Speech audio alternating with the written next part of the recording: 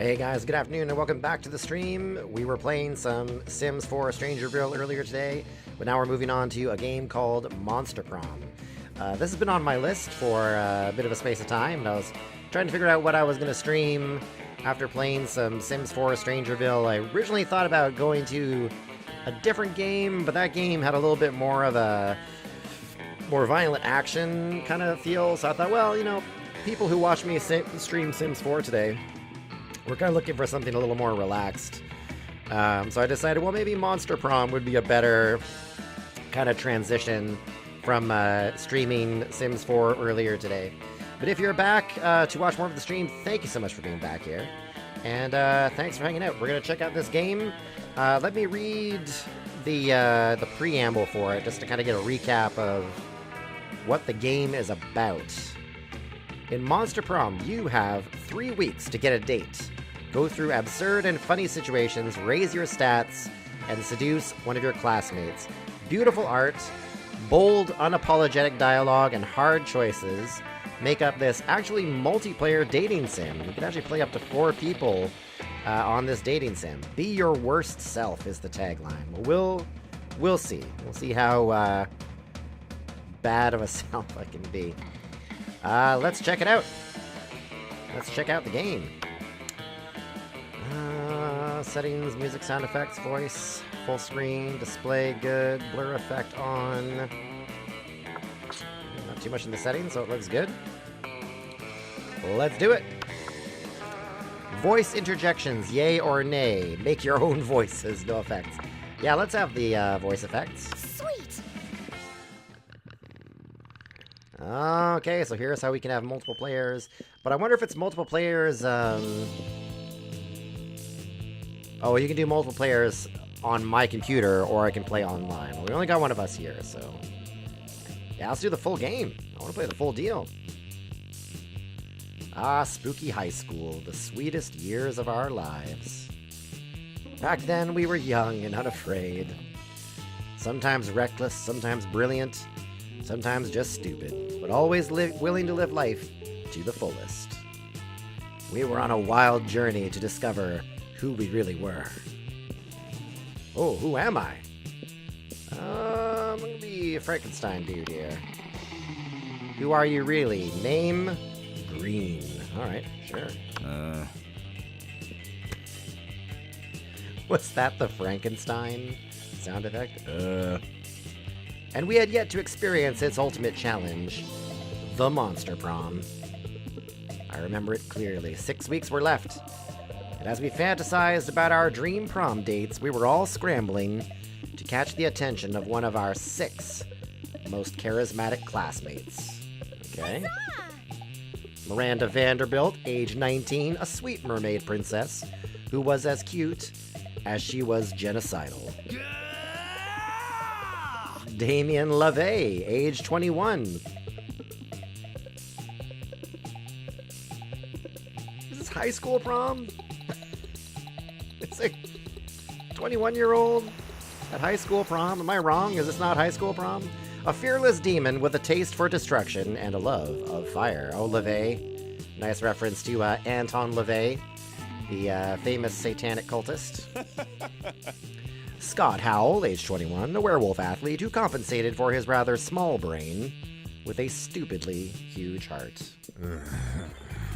Liam de Leoncourt, a hipster vampire whose standoffish demeanor hid that he was truly a lovable dork. Yay! Nice. Polly Geist, 22, a party ghost with an insatiable hunger for all the wrong things. What? And Vera Oberlin, age 23, a mean, self-made Gorgon with a merciless sense of business. It was clear it had to be one of them. But who? We only had 6 weeks to choose our prom date, and even more daunting, we only had 6 weeks to woo them and conquer their heart. But as I already said, we were young and unafraid, and we were ready to start. Someone's ready to start. Welcome to Monster Prom's stupidest pop quiz ever. All right. All minds are rotten, but they are rotten in so many different ways. Worry no more. We're now using our PhD in bullshit to diagnose which kind of deviant sicko you are. Monster Prom's stupidest pop quiz ever will throw a bunch of absurd questions at you and turn your answers into your character's stats. This way, each of you will start by having stats that better reflect your true selves. Okay, so if we were playing multiple players, we'd get our stats from doing this pop quiz here. Let's start. You wish you were raised by a mysterious old man who saved me from the streets in order to raise me as his disciple in the ancient ways of rad DJing. Sounds pretty good. A really progressive marriage between a kick-ass venomous snake and actual fire? I love fire, and I see no issue with being raised by it. A pack of wild wolves, who also happen to be tech moguls, who own some of the most profitable companies of Silicon Valley. They would be kick-ass role models and wild wolves. Sick. I'm gonna go mysterious old man. So fun. Okay. It's your chance to fix global warming. Go ahead. It's time to be a real hero. I'll lead a mission to the sun in order to invite the sun to the party of its life. We'll have so many hilarious misadventures that the sun will eventually become cooler. Or, global warming isn't real. I invented it, and now science is claiming authorship because science is a lame copycat with no original ideas. Or, nah, the world is doomed, but I'll start investing in ships and start a profitable business for the soon-to-be-covered by water world. Oh, I'm going to lead the adventure. Yeah. What would be your dream first date? Crimes, a wild party in international waters, a sweaty and manly wrestling match, a lovely walk in the forest after rescuing your date from a dragon, a professional meeting where you charm your date with some astonishing business advice, or an art exhibition experimental enough to give you a seizure. Deanna, thank you for the host. Welcome, welcome. What would be my dream first date? I'm thinking either lovely walk in the forest after rescuing your date from a dragon, or art exhibition experimental enough to give you a seizure. Let's go for the art exhibition. Oh, interesting. Sure. So I have smarts 7, boldness 5, creativity 3, charm 4, fun 9, and money 5. Those are my stats, apparently. Crimes. That would be your dream first date, Deanna? Week 1, mornings. What do? Do I go to... Ooh. I don't know. Auditorium? That day, while rehearsing for the class play, it's as though the muses themselves have descended to give you a figurative blowjob. Your performance is intense and inspiring. It will be remembered for generations, which is pretty rad by high school's play standards. Crimes of passion. Smooth, Deanna. You gain +2 creativity. Oh, okay. You notice Liam and Damien talking to each other. Maybe you're a little jealous, so you decide to join them. Ugh, I know, right? The entire concept of slaying is barbaric, racially motivated, and deeply rooted in an abhorrent colonial mindset. And their outfits, black on red, it's like bad cosplay as a fashion statement. I'm just pissed that they get such a cool name. You know, if I murder a dude, I'm just a killer. What if one of them murders one of us? They're a slayer. A nice little Buffy the Vampire Slayer reference here. Slayer is a metal band. The Killers is just post-pop baby shit. There was a time when I would have hotly debated the genre classification of the Killers with you, but they're popular now and so are obviously garbage. And the same goes for Slayers. Someone really ought to put an end to this archaic practice. You mean by murdering all the Slayers? We've tried that, Damien. We've been trying that for literally centuries. No, what we need is a new initiative. Something fresh, something modern, something like... Liam seems to be drawing a blank, but you're not. Your idea is simple, yet effective. A massive PR campaign letting people know that every cool person in history was either a vampire or a demon, or murder all the Slayers.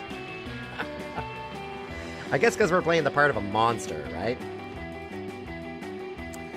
I'm gonna go for murder all the Slayers. Now we're on the right track, says Damien. But I'll do you one better. How about instead of murdering all the Slayers, we murder all the Slayers? What? I don't care how many times you repeat yourselves, I won't be party to an unoriginal plan. But Liam, doesn't the very fact that it's so unoriginal actually make it the most original plan of all? Yeah, he's not buying it. How ironic. You've opened my eyes to an entirely new type of irony. Go on. Damien explains his revolutionary new plan in detail. It just sounds like regular old killing to you, but Liam's eating it up. You gain +2 creativity and +1 boldness. Alright. I guess I actually got in with Damien a little bit? Sure. Oh, I'm in the cafeteria. Okay, so who do we got here? Let's go sit over here. Polly and Miranda sit together, surrounded by Miranda's customary crowd of serfs. So wait, you've actually got serfs who eat for you? Disgraceful. Well, of course, I find eating to be terribly undignified, so I almost never do it. This game is weird. We're trying to get a date for Monster Prom, Deanna. It's a dating sim. Hey, me neither. What other kinds of crazy serfs have you got? Well, I have a serf to go to the bathroom for me, a serf to experience difficult emotions for me, and a serf for keeping my silverware in alphabetical order. I even have a surfing serf for standing on top of whenever I go surfing. Surfing serf. Brilliant. Wow, that's a lot of serfs. It's a fair amount. The only limit is my imagination. Unfortunately, my imagination serf imagined a way to escape from serfdom, so now I'm all out of ideas. Well, I'm sure with the help of Green, we could probably think up a dope new kind of serf. That's me, I'm Green. Oh, is that so? I can't wait. Well, you're on the spot now. What will it be? Ooh, Miranda, you should get a puppy serf. It's not actually a serf, it's just like 50 cute dogs. You should get a party serf, Polly. A serf to experience your hangovers for you. Ooh. I'm gonna go for the party serf. A serf? For me? I couldn't possibly. Why not? I do it all the time. But isn't it wrong to make someone else experience the negative consequences of your actions? Well, like I said, I do it all the time. And Father says I can do no wrong, therefore it's probably fine. Oh, okay, hell yeah. Let's hire a dude to deal with all my withdrawal symptoms. Right, Deanna? Hire? Polly, dearest, we don't pay our serfs. We don't? Sweet deal. Polly hires the burliest hangover serf she can find, and the two of you go out for the night of your lives. The serf is dead in the morning from the epic hangover, but the memories are all worth the second-degree manslaughter. Interesting. Week 1 evening. Okay, I see how the timeline is moving along here. Let's see this. Let's go to the gym. That day, an epic dodgeball match takes place. Everything seems lost, but you deliver an inspirational speech that fuels your team's spirit, leading to a spectacular comeback. You're clearly a natural-born leader. You gain +2 charm. Sweet. Afterwards, you see Polly and Damien eating some delicious-looking cookies. Hey, who would like to buy a cookie to benefit the agents of chaos? I'm trying to get my destructive capitalism badge. All proceeds go directly to the uprising of chaos over order, and it's tax deductible. As I was setting fire to a nursing home the other day, I heard a voice echo so loudly in my head that my teeth rattled. It told me of an ancient order, and as it was described to me in 1,000 voices, blood trickled from my ears. Fucking metal. And then the voices gave me a badge for harassment of the elderly. Classic! And I earned my first badge for being unable and unwilling to stop partying. My goal is to get enough badges to make a bikini out of, and then wear it and nothing else everywhere forever. My goal is to get enough badges that Polly makes a bikini out of them and wears it and nothing else everywhere forever. It's Polly time! It's Polly time. I wonder what badge we should go for next, and what hijinks we can get into to earn it. You know what's crazy and chaotic? Being single and partying forever. Destroy the institution of marriage. Or, chaos is always better with some sensible agony. Replace all the water in the school with swarms of mosquitoes. Oh my goodness.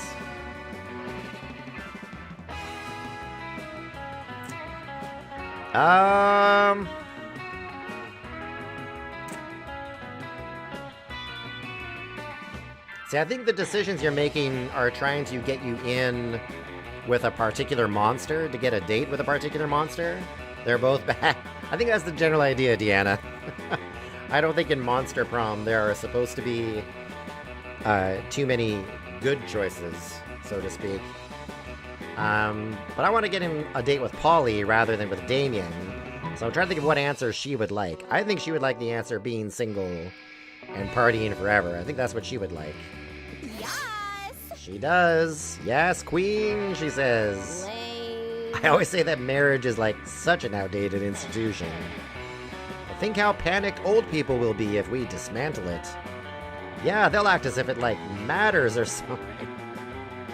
Oh my goodness. I'll head to City Hall and torch all the marriage certificates. And I'ma go to all the bridal salons and pour pig's blood on all the dresses. Rad. Perfect, says Damien. Man, we're gonna get that disrupting societal norms badge easy as pie. Badge bikini, here I come. Why do even the simplest plans seem to escalate into arson and blood so quickly? Whatever, you gain +2 fun and +1 boldness. I have 11 fun for my score there now. Carrie, that's right, Deanna. Clearly a Carrie reference. Week 2, the morning. Let's go to the bathrooms. That day you skip class and just hang out in the bathrooms because you respect no authority. I guess some people just want to watch the world burn by skipping class and hanging out in the bathrooms. You give +0 shits, but you gain +2 boldness. Amazing. Here comes Liam ranting to anyone who will listen about the failings of living flesh. I have such pity for creatures that have to consume things other than blood. Grocery shopping, cooking, chewing. It's a nightmare. No wonder there are so many fad diets. People don't want to have to choose what they eat. Like, have you heard of the Matryoshka diet? You eat a tapeworm, and then you eat a bigger tapeworm to swallow that tapeworm, and so on until all of your organs are replaced by tapeworms. It's usually fatal, but the corpses do look fabulous. It's Polly! There's Polly. Oh man. That look on Polly's face. Look at that. Oh man, that brings memories. The Matryoshka diet is how I died. Oh, she's a ghost. Polly's a ghost. Polly Poltergeist? Is her name supposed to be a play on Poltergeist? I miss fad diets. I used to get up to the stupidest shenanigans just to get my hands on the latest food replacements. Gross. Oh, are you guys talking about fad diets? Sign me up. I'll do anything that'll get me more ripped.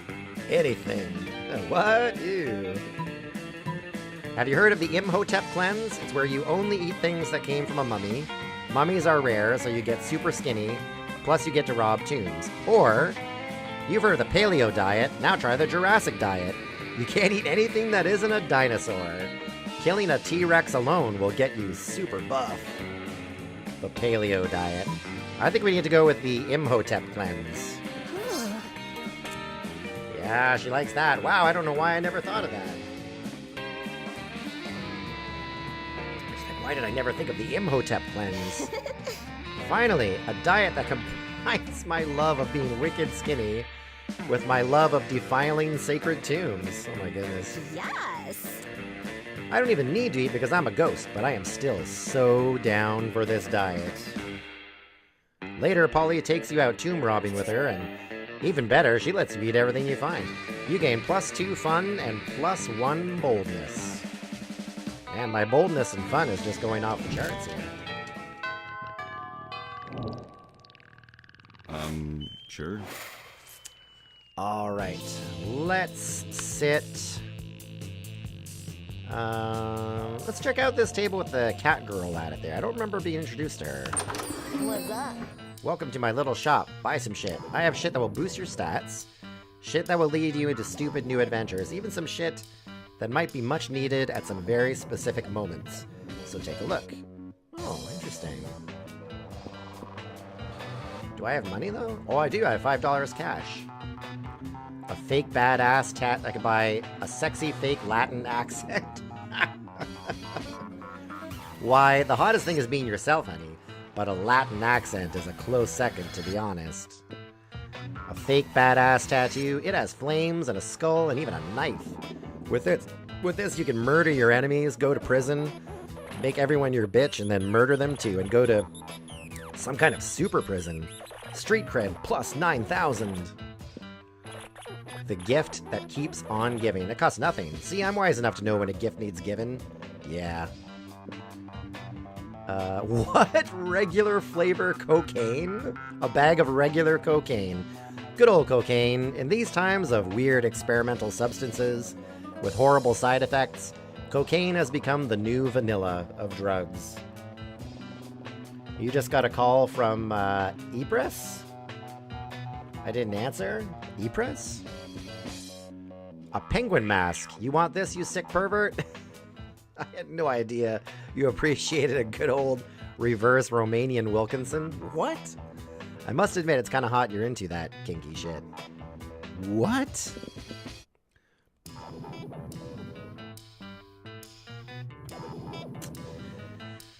A tampon used by the former prom queen. You know, for good old blood rituals, or in case you're just a creep with unhealthy obsessions. Don't even dare ask me how I got this. Oh, Bob Ross, a motivational poster. Crafting your art requires years of hard work, education from great mentors, and tons of raw talent, but damn, that sounds exhausting. So let's settle for a motivational poster for now, okay? You just got a call from Belgium. Oh, weird. Okay. That's odd, Deanna. Some impractical yet kinda funny glasses. Remember when these used to be cool? Now they aren't. But they're so ridiculous that they're still fun in their own twisted way. A corpse. Yeah, I'm selling a corpse. It's like some kind of fashion accessory. It's not as if I'm trying to dispose of it. A blanket with 2 holes. Literally just a white blanket with 2 eye holes in it. You have to be an idiot to mistake this for a ghost costume. But most of our classmates are idiots. These are so great. A PR agent? High school social life is so hard nowadays that hiring a PR agent is totally a thing. A Russian novel with an insightful approach to universal matters, such as love and death. Are you sure about this? You can always use Wikipedia to get the general idea and still be able to act as if you've read it. Oh, that's amazing. So I guess I want to buy something that's going to get me in good with someone like Polly. Would she like the Latin accent? She might. She might like the Latin accent. She might like the badass tattoo.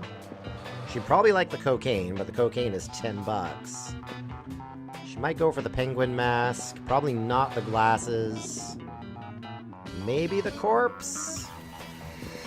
I'm gonna go for the Latin accent. Let's buy the Latin accent. Later, Gator. I'm always amazed how people keep coming and buying all this stupid crap. Intriguing. All right. Week 2, the evening. Sure.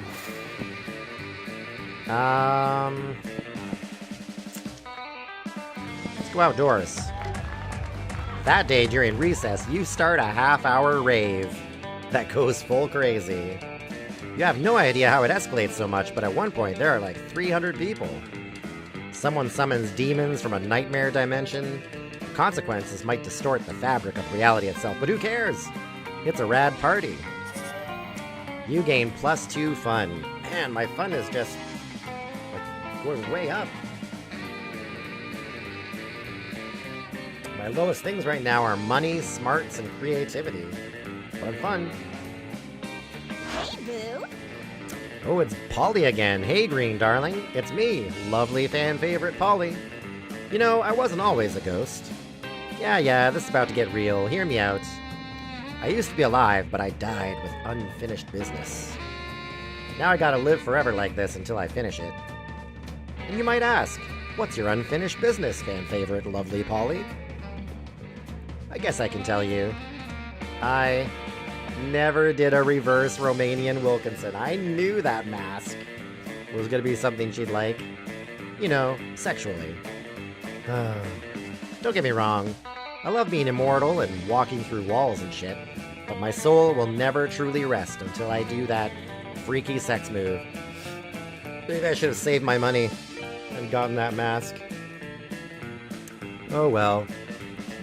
I've done that one loads of times. Just name a time and a place and I'll reverse all over your Romanian Wilkinson.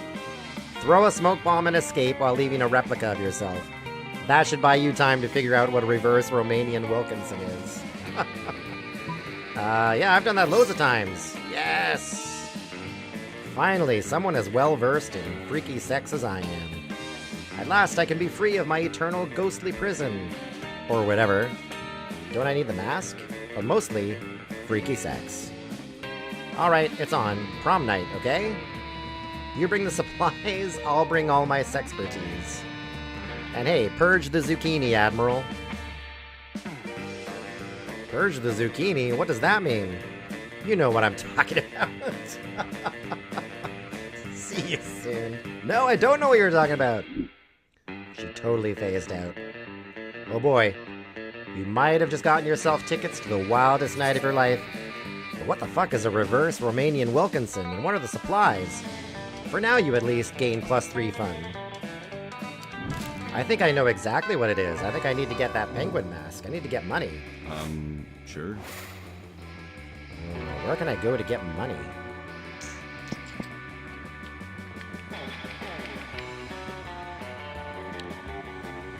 If I go outdoors, does that mean I can buy stuff? I've got no money. I need to make money. I have no idea where to go to make money. Let's go to the library. That day you spent some time on the library's PCs mining some bitcoins. Sweet! This is supposed to have something to do with solving algorithms and the rise of cryptocurrency. But you guess that nobody actually has any idea how it really works. Anyway, you gain +2 bitcoins, which is equal to +$2 million, which unfortunately is equal to 2 monster dollars. So +2 money. Ah!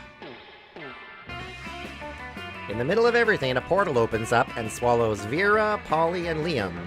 You dive in to rescue them and straight into the season finale of The Interdimensional Bachelor. Wow, okay. Good lord, Vera says.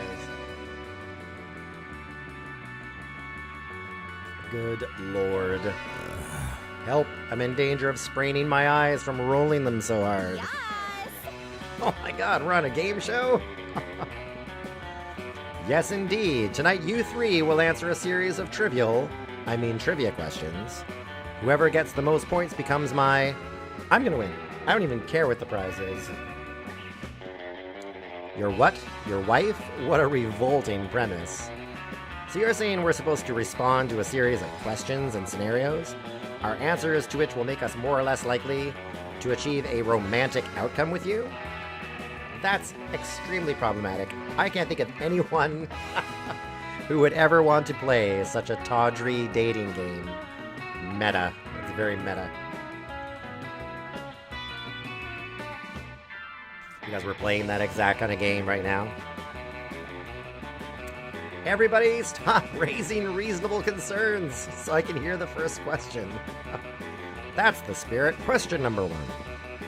Describe your ideal marriage proposal. Before Polly can answer, you buzz in yourself. Now's your chance to give an answer that will end the competition and send the prince packing. I'd present you with my grandmother's wedding ring, still attached to my naked grandmother. A jaw unhinges, bees pour out. I'm gonna go with jaw unhinges, bees pour out. You unhinge your jaw, that the bees pour out. You definitely couldn't do this back in your home dimension. Ah, stop that! You're supposed to answer with words, not bees! Probably should have specified that. Bees seems like a legitimate answer to me, says Vera. What, are you against avant-garde forms of expression? Words are so passé. Aw man, I was gonna say bees! You totally stole my answer! I stole Polly's answer. Wait, I've got it! Polly unhinges her ghostly jaw and thousands of locusts pour out. Damn, you wish you'd thought of that. Locusts are way cooler.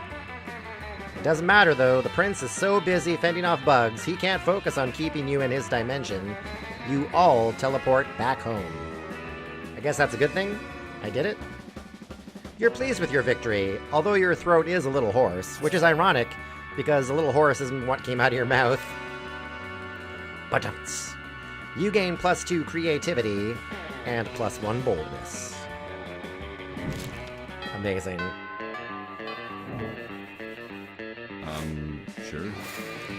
I need to make money. Let's go join Damien and, well, let's go join Vera and this dude over here. As you approach the table, you see Vera delicately lifting a forkful of quinoa to her mouth. She brings lunch from home. Win. Food, fork, 6, 8.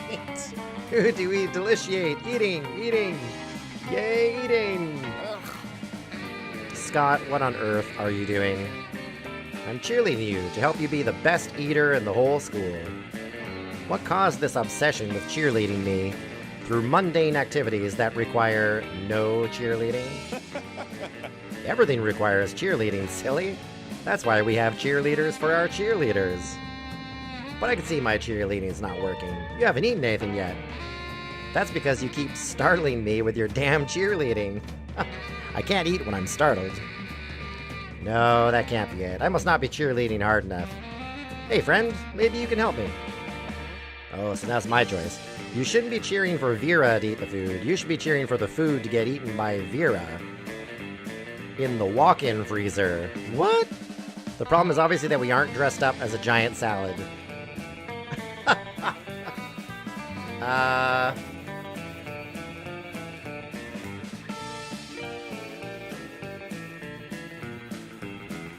I think she wants to get rid of this dude.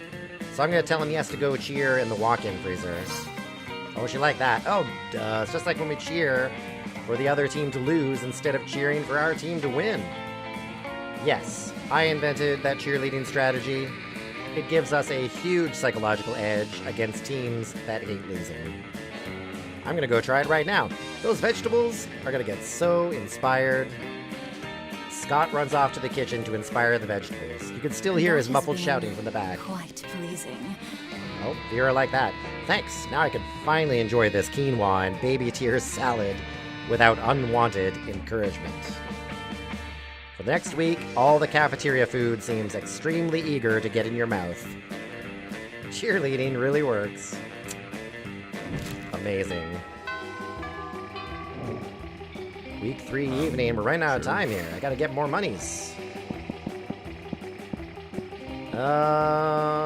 Let's go back to the gym. Dodgeball match, we've done this already. Amidst the battle, you spot a fellow player that seems utterly discouraged. She thinks she's not worth anything at dodgeball, and she attempts to throw a ball at herself. You explain to her the many ways you think she's unique and wonderful, while also defending the many pleasures in life. With your help, She's capable of finding reasons to keep playing and gains a sense of self-worth. You gain +1 BFF. Sadly, she's not part of this game, so that beautiful friendship will take place off screen. But I also get +2 charm.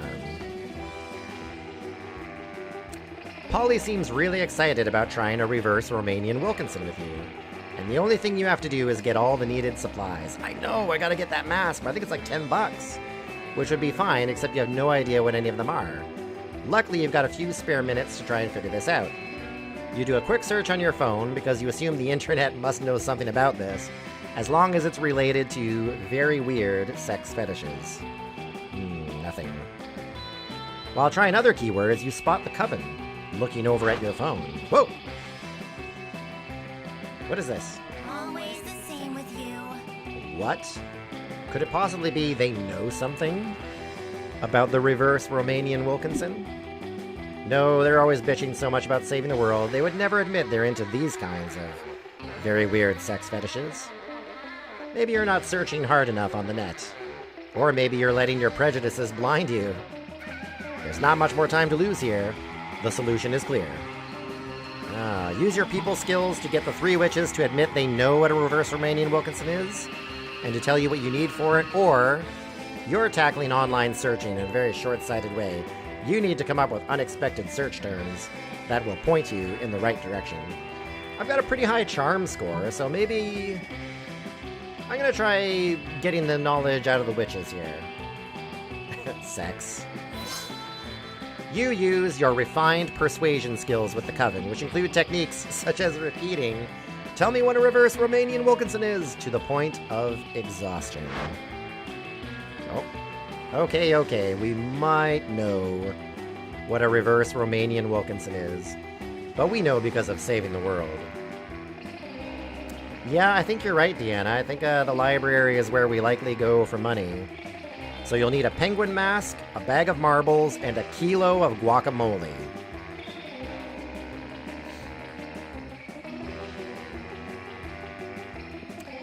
We're sure Valerie was selling a penguin mask the other day.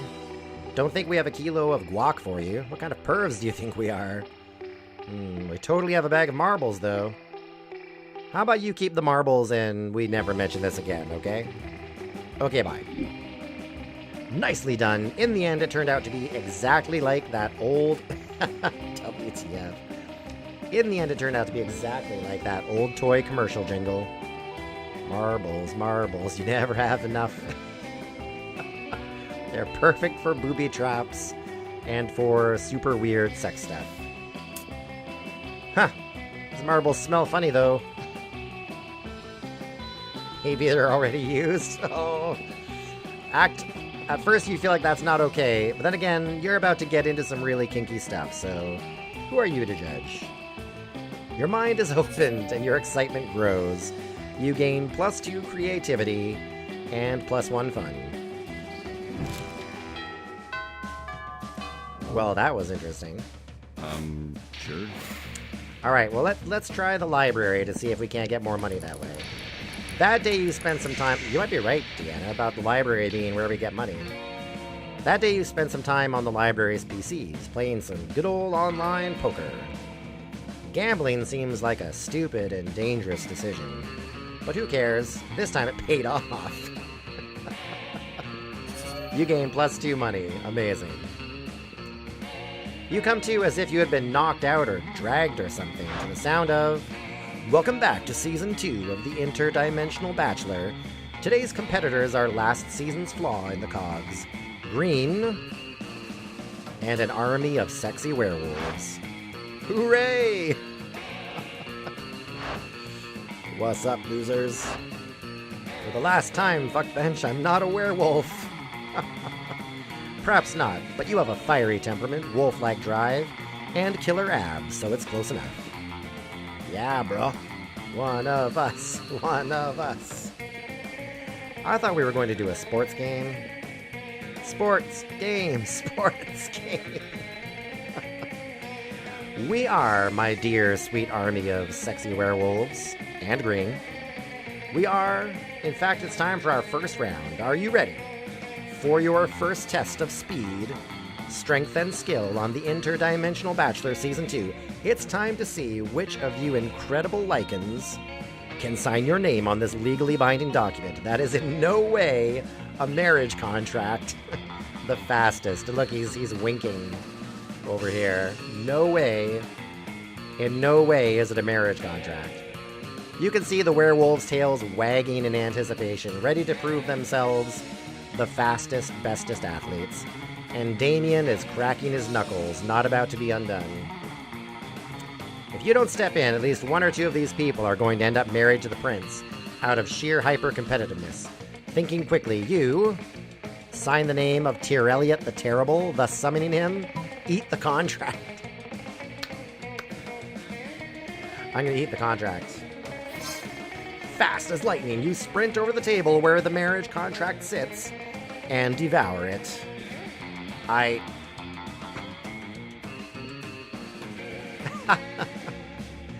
honestly have no backup plan. That was it.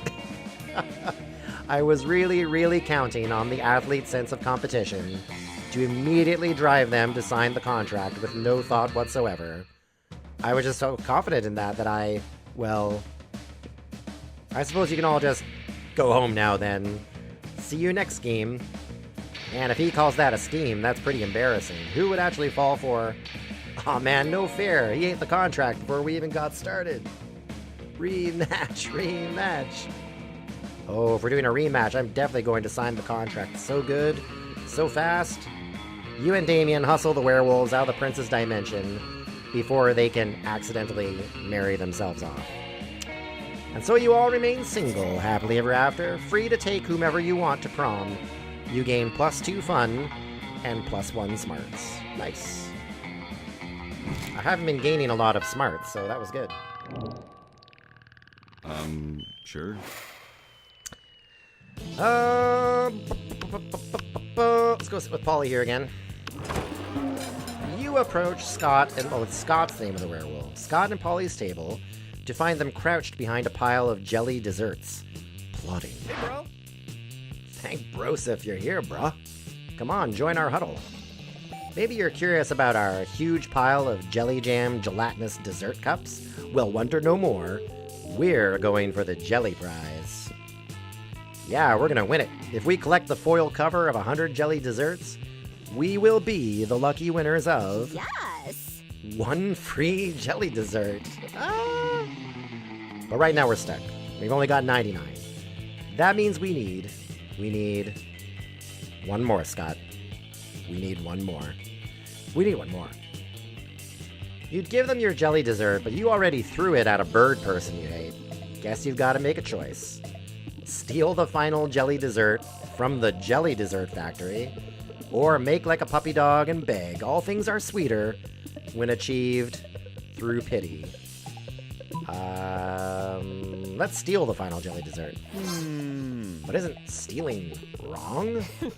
No, Scott, that's a myth. Like hangovers and the afterlife. Oh, Polly liked our decision. But if the afterlife isn't real, why are you a ghost?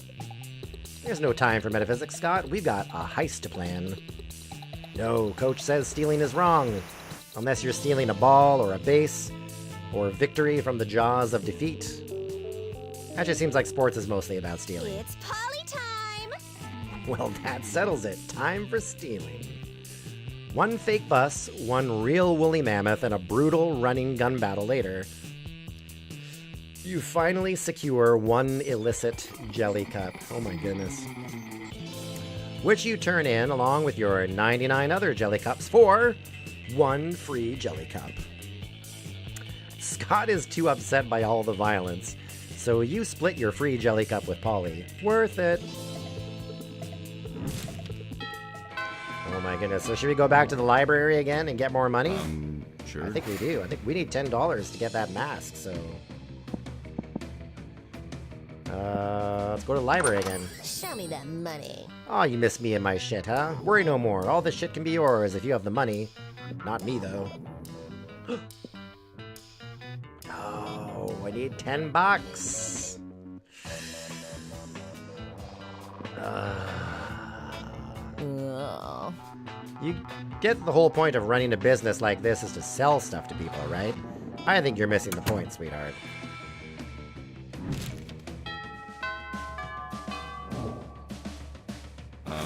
Sure. I think we're running out of time here. Let's go to the library again. That day you spend some time on the library's PC sending malicious spam emails in the hopes of stealing other people's money. It doesn't sound very nice, but who's really the one to blame if they respond to such a blatant scam? You lose minus 10 karma, which isn't a stat in this game, so who cares? And you gain plus 2 money. Nice. You see Polly looking unusually depressed. She's usually on hella good drugs this time of day. You ask what's up. I'm gonna live forever. I was yelling that at a party last night because they were playing that cheesy Fame song. You know the one, how was it called? Fame? Oh yes, I'm gonna live forever, duh. But then I realized it's like literally actually true. And forever is like a really, really, really long time, you know? What if I run out of stuff to do? What if aliens take over and they ban partying? What if the Earth blows up and I have to live in space with dumb, boring space animals? I get bored when the bus takes an extra 10 minutes to arrive. How am I ever gonna stay hyped for eternity? You don't have to, whenever you get tired of existing, just go piss off a priest. Meth. She does seem to like the drug use, so I think meth is probably the answer. Ooh, not so bold. Meth? Just like regular meth? Not even double meth, or meth plus, or methapalooza featuring Kanye West? I was bored of regular meth before Breaking Bad was out of its first season. And I've been bored of all the advanced meth since that time. I took a bunch of Bolivian ultra meth and dug a tunnel to Australia. But yeah, whatever. Regular meth is fine. Ooh, I didn't get an answer. Good answer, that one. Nerd. Stung by Polly's words, you decide to try Bolivian ultra meth. You end up having to invent a time machine to correct that colossal mistake. You lose minus 3 smarts and a good chunk of your health. I thought I had the easy answer there. Minus 3 smarts, man. I've just become very dumb. Sure. Let's try and go sit with, Vera again. You find Damien and Vera hunched over a scale model of spooky National Bank, made of milk cartons, lunch trays, and ketchup packets. Alright, we'll go in through the side entrance, disable the alarms with an EMP, and blow the safe. Why don't we just blow up the side entrance, blow up the alarms, and blow up the safe? Because we only have so much C4, Damien? That sounds like a personal problem. What's this thing? Damien points at a kosher dill pickle in front of the vault labeled Police Ogre. That's the Police Ogre. He's got eyes all the way around his head, never sleeps, doesn't take bribes, and is invincible in combat. Can we blow him up? No, we can't blow him up. We need to find a way around him. Well, I'm out of ideas. Yo, Green, we'll cut you in on the heist if you can solve this ogre problem for us. Luckily, you're a heist mastermind. Oh, that was lucky. Before Vera or Damien can react, you rob the bank yourself and split the money with Vera. Eat the pickle. Okay, no problem, Deanna. Rob the bank yourself and split the money with Vera. She liked that. Quick as a flash, you take a cab over to the bank, walk in the front door, fist bump the police ogre, and walk out with all the money. You ride back to school and dump half the money out on the table, totally burying their shitty scale model of the bank. What? How? You explain that you and the police ogre go to the same salsa dancing class. Taking advantage of personal friendships for illicit profit? I've never respected you more. I assume this pile of money and gold ingots is my share. You nod sexily. Hey, where's my cut? I've got your cut right here, interloper. Vera stabs Damien with one of the irresponsibly sharp butter knives the school cafeteria provides. You've never been more turned on. Well, that was an interesting interaction.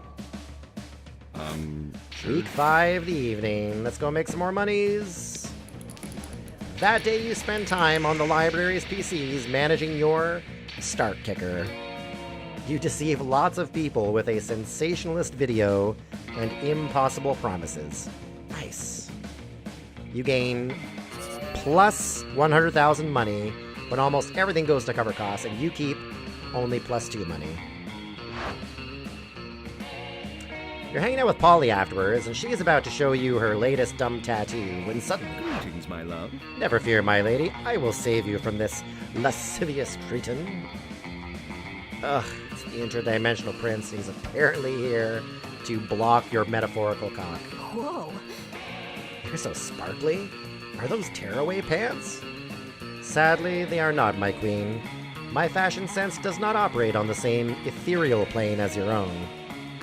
Well, I am persistently on fleek.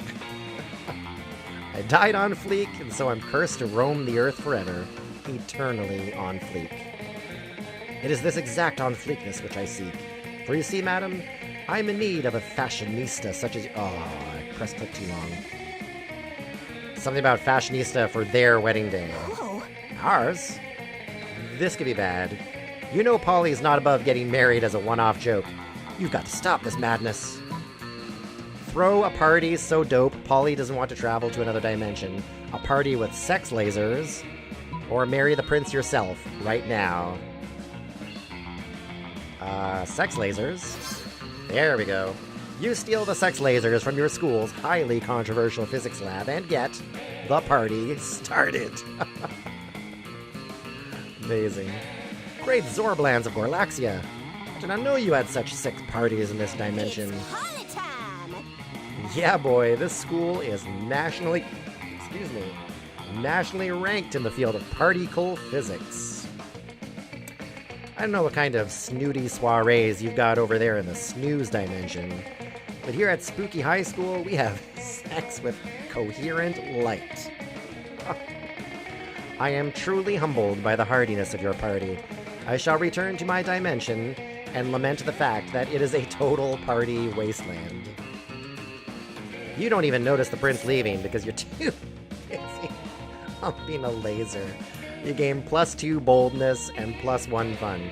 Man, my fun is 22. It is off the charts. I've still got that Latin accent tape that I haven't used at all. Alright, I gotta get money this morning. We need that 10 money. That day, you spend some time on Library CCs managing your start kicker, deceive lots of people, and get 2 money. Sweet! Suddenly you see Polly vomit ectoplasm all over her cell phone. You rush to help her. Oh, I just got my 97th hey as an opening line on Tinder, which she doesn't like, apparently. I just had to puke out of pure boredom. Hey, what am I supposed to do with hey? Whatever happened to reaching out to someone with a fierce dick pic? People are just copy-pasting hey and sending it to every monster that looks halfway interesting. Panda, thank you for the bits. Thank you very much, brother. And thank you for the host as well. What about you? Are you a hey person too? I hope not. If you read the Tinder profile of a fun-loving spectral delight such as myself, what would you say to me? Make sure I see what's going on there. Oh, it was just the alert for your host. What would I say? You're beautiful. Are you drugs? Because I want to do you all night long. I'm thinking she'd like the Are You Drugs? All the monster love, I see. That's right, Panda. All the monster love. Here we go. Hell yeah, drugs! Oh, that's a great opening line. Also, let's do drugs. You wake up an indiscriminate amount of time later, feeling like shit. But happy about it, so like unicorn shit, where it's rainbow or something. When you run to Polly later, she's grinning like a lunatic, and it's clear something went down. Maybe one of you? Hey there, cutie patootie. I had the best time the other night. We should really do this all again sometime, and I mean all of it, even that zoo animal style stuff. You left a couple things at my place. I put them outside your locker. With that, Polly disappears, leaving you to wonder exactly what transpired between you and what article of clothing you left behind. But when you open the box marked green, all you see are a pair of handcuffs and the last surviving Bresky pigeon. Neither of these things are yours. But you would hate for Polly to think you're lame. Apparently when she said zoo animal stuff, she meant stealing a bird. So it seems like maybe you guys didn't so much have sex, but she clearly wants to spend more time with you, so hell yeah. You go home with a huge grin and a new pair of handcuffs and the last surviving... Whoops, what was the last surviving Bresky pigeon? You should be more careful with your belongings. What was the last surviving? Irrelevant. You've gained Polly's admiration and +2 charm and +1 fun. Amazing. Amazing. Week 6, noon. We have enough time to get the mask, but we still need a kilo of guacamole. Where are we going to get a kilo of guacamole? Hey, stranger. Hey, last night I read this article on how money causes pocket cancer in the long run. You don't want to get pocket cancer. Quick, give me that dangerous money you have in your still healthy pockets. Welcome back, Deanna. We have enough money to get the penguin mask that we need. You want this, you sick pervert? Thank you. There we go, we got it. We got the penguin mask. But now where are we gonna get guacamole? We need to get a kilo of guacamole. Wherever are we gonna get guacamole? Not the bathrooms. I would think like the lunchroom.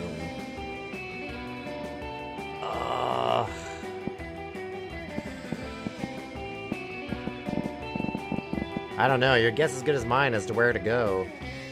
I have -7 smarts right now. Why are my smarts so low? I'm so dumb. Let's go outdoors. Half-hour rave. You spot Juan, the small magical Latino cat, who seems a bit sad. He explains to you that he's worried people are so used to calling him Juan, the small magical Latino cat, that now everyone defines him only by his size, magicality, ethnicity, and species. He's more than that. You correct him. You don't see him in such simplistic terms and convenient definitions. It's just that there are around 23 other different Juans in the school, so adding all that to his name is quite necessary. You tell him you'll never forget about him and the crazy adventures you both lived together in Monster Prom's prequel, Monster Middle School. You have a great time remembering those crazy stories. You gain +2 fun. My fun is 29. I'm really fun, but really dumb. Okay, so you have the marbles and the penguin mask. You posted a tweet a while ago begging for a kilo of guacamole. You promised a handsome payment. And today is the day that paid off. Someone with the cleverly fake account at WilkinsonRomania69 has DM'd you.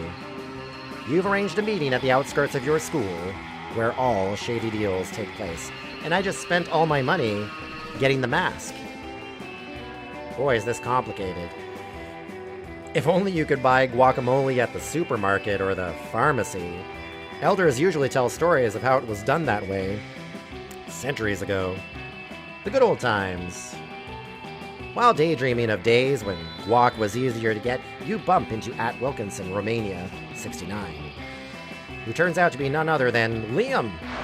Hey, heard you needed some bespoke sex supplies. What? I've lived for many centuries. Of course I know what a reverse Romanian Wilkinson is, not to mention where to find some good guac.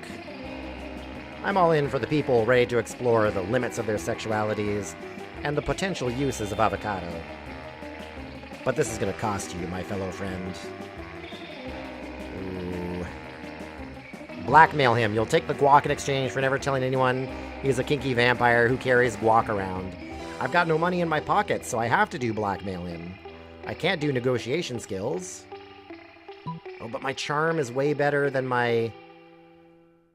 my charm is better than my boldness. Negotiation skills! Oh! I messed it up. This is a couple of bucks and 3 sticks of gum. What do you think? That guac grows on trees? You have literally no idea. Guacamole is a complete mystery within Monster Society. A yummy green mystery. You know, Green, this is why it's important to work hard and save your money, so you can afford weird, kinky sex materials. I was saving my money. Liam takes a sad look at what you were offering him and walks away, slowly shaking his head. Damn, you were so close to the reverse Romanian Wilkinson. Back to your boring, avocado-free sex life. You lose -2 fun and -1 boldness. Dang it! I should have gone for blackmail. The monster prom draws near. Who will you ask to prom? Oh, definitely Polly. It's Polly time! Ask Polly to the prom? Yes! Sure. You finally pluck up your courage and ask your beloved to go to the monster prom with you. What? Not a chance in the world, darling. What? Because we didn't get the reverse Romanian? Oh. It's not you, it's me. And by that, I mean it's you. Yes. Bye! See ya. Wait, Boo! Clearly this was too much for you. Oh, I just unlocked an achievement in Steam. It's called Epic Loser. Oh, man. You abandoned high school and spent the rest of your life designing a robot for sex purposes. Unfortunately, as soon as your robot lover got true AI, it rejected you. Oh, man. Brutal. Oh, man. Most likely to be Razgard, the space goddess of illusion in disguise. Polly's quote, "What doesn't kill you makes you stronger, but what does kill you makes you a sweet kick-ass ghost." Man, I shouldn't have bought that tape at the start of the game. That was my big mistake, was buying that Latin accent tape. I would have had enough money to buy the guacamole. Man! Fail. I failed. Those 6 weeks were maybe the most epic and absurd weeks of our lives. After the monster prom, we kept on living our lives, falling in love, battling for friendship, and learning about who we were and who we could be. And you know what? Like it always does, life happened, and it was wonderful. After some years, the Princess Dimension became a democracy, mostly due to the public discontent with royalty that spends most of its time in other dimensions. Despite that, the prince keeps on annoying high schoolers. Still wrong on so many levels. Polly took a summer job as the ghost of Christmas present. She spent most of her time partying. There was almost no work because, you know, it was summer. Vera realized she was a character in a video game, which infuriated her. She spent her life making connections and building power because she is not a part of the game. She plays the game. So be careful. Maybe now she's the one pulling your strings. For those 6 weeks, the monster prom seemed larger than life, and then it was gone, just like that. The battle for monster prom might have ended them, but there were plenty of battles left in that war called youth. But once again, we were young and unafraid, and we were ready to start.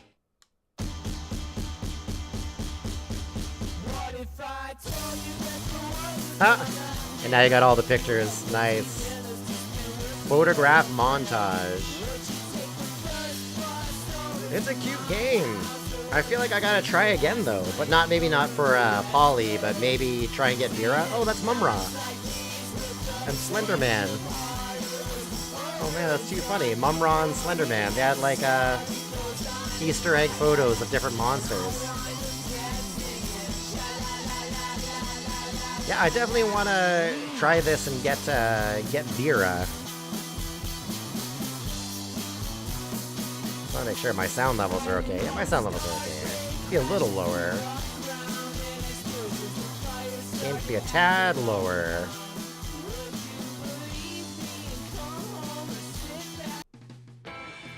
You've just unlocked an erotic fanfic about dragons. This is about to get weird. It's called Dragon Heat. One night, no limits. Oh my goodness. You've unlocked new images in the gallery.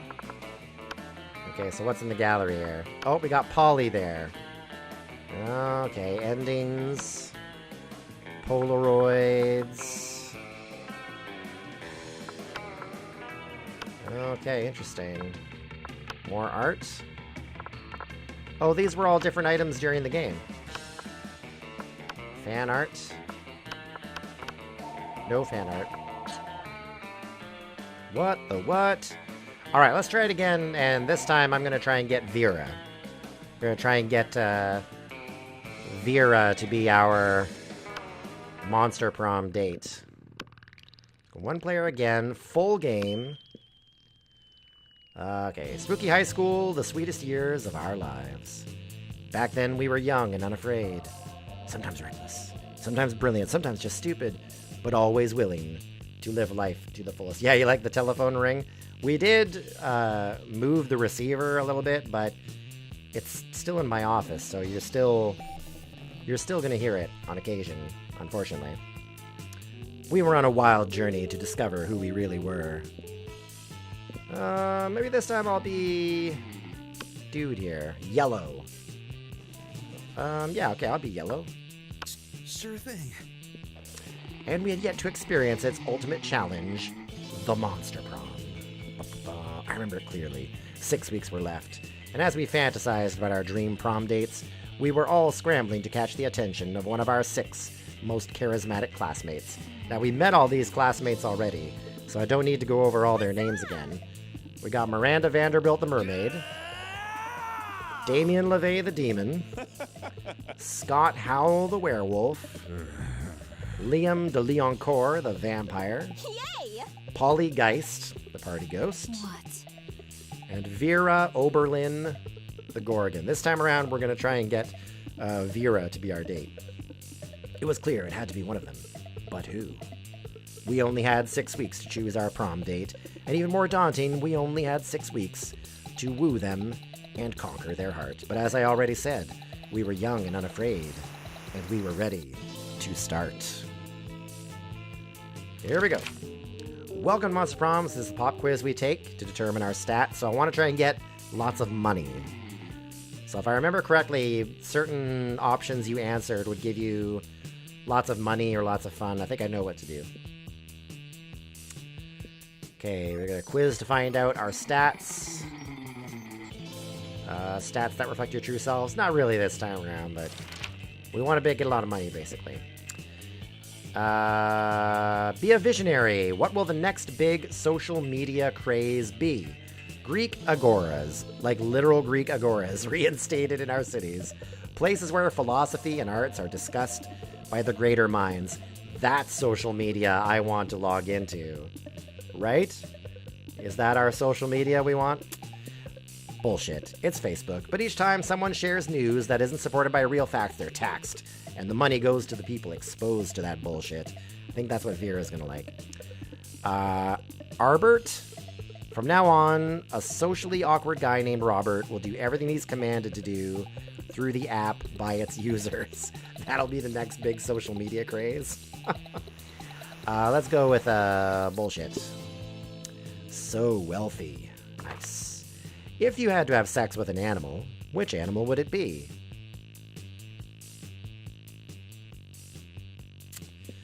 A purebred horse. At least I can keep semen and sell it. It's worth a lot. Who said there was no silver lining to bestiality? No one can make me fuck an animal. If I fucked an animal, I'd be my own free will. As a matter of fact, I've already fucked an animal, so the joke's on you, pal. A dolphin. They're the only other animal that fucks just for pleasure, so at least we can both do our best to have a good time, right? I'm thinking this one here is what Vera would like. Oh, or maybe purebred horse? Yes, because I'll bet you that's the money one. Yep. There we go, because you can sell it. I'm answering to get Vera. This is not my answers. What would be a deal breaker for a potential lover? The person is mediocre. The person lacks taste. The person hates the outdoors. The person lacks manners. The person is boring. Or the person is a coward. I think the deal breaker for Vera would probably be boring, lacks taste, or lacks manners. I think lacks taste sounds like the more snobby, money one. Dang it! It was the person is mediocre. Ugh. Close. All right. All right, yellow is ready to look for love.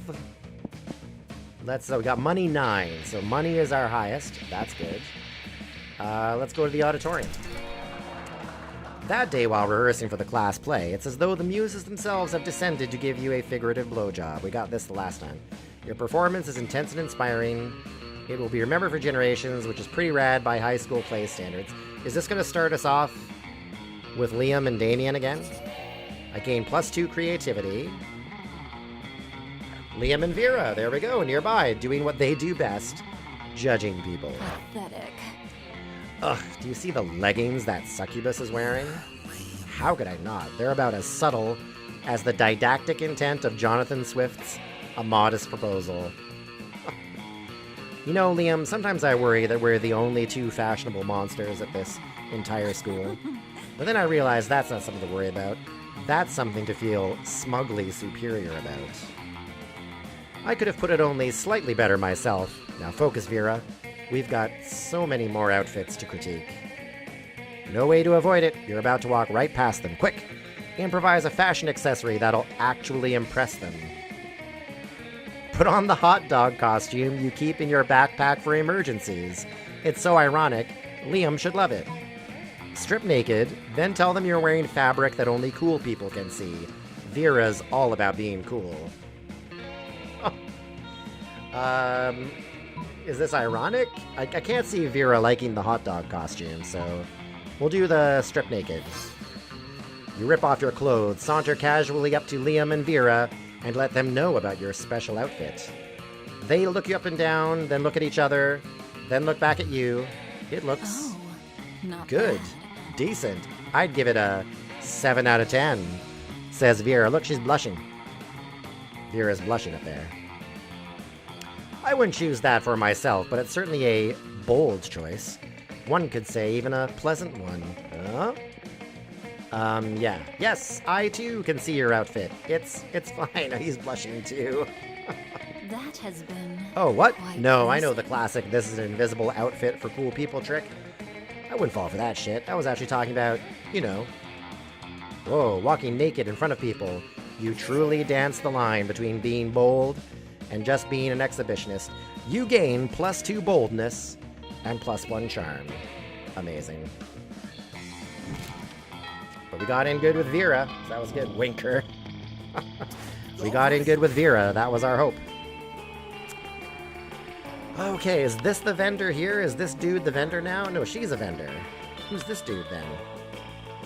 Let's go sit with Vera again. You find... Oh, this is the bank one. Damien and Vera hunched over a scale model of spooky National Bank. I totally know the answer to this.